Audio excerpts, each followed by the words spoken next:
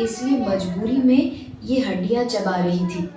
सियारिन ने धीरे धीरे अपने अपराध को स्वीकार किया, लेकिन चील को सब पता चल चुका था।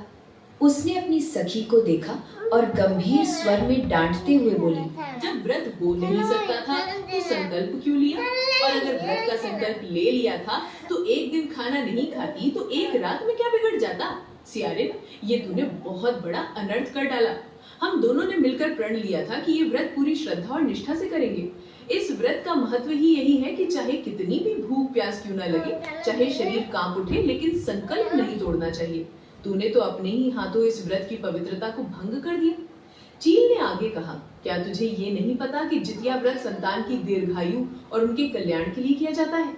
ये केवल भूखे प्यासे रहने का नाम नहीं है, बल्कि आत्म संयम और श्रद्धा की कसौटी है। जो माँ अपने संतान के लिए ये व्रत करती है, उसकी रक्षा स्वयं भगवान श्री कृष्ण करते हैं। परंतु तूने तो क्षणिक भूख में आकर उस पुण्य का सारा अवसर खो दिया। याद रख, नियम तोड़ने वाला कभी भी व्रत का फल नहीं पा सकता। सियारिन का सिर शर्म से झुक गया।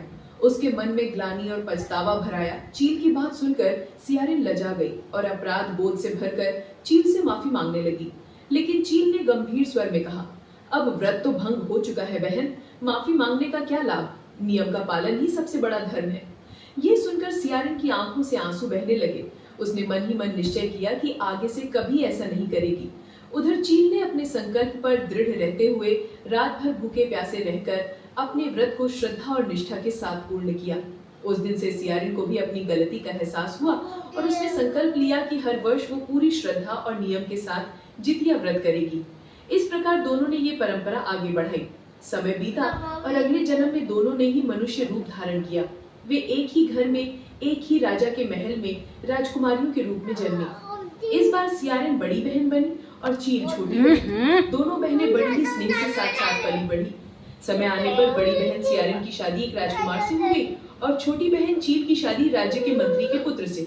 विवाह के बाद दोनों अपने अपने घर गई, लेकिन उनका आपसी स्नेह बना रहा।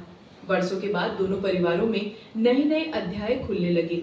बड़ी बहन जब भी मां बनती, उसका शिशु जन्म के थोड़े ही समय बाद मृत्यु को प्राप्त हो जाता। इसके विपरीत छोटी बहन के घर जब भी संतान होती, वो स्वस्थ, बलवान और दीर्घायु होती। ये क्रम बार बार होने लगा।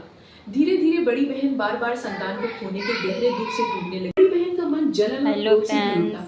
आखिरकार ईर्ष्या ने उसे इतना निर्दयी बना दिया कि उसने भयावह कदम उठा लिया। एक दिन अवसर पाकर उसने अपनी छोटी बहन के मासूम बच्चों के सिर कटवाने का षड्यंत्र रचा। निर्दयता इतनी बढ़ गई थी कि उसने उन नन्हे बच्चों के सिर एक डिब्बे में बंद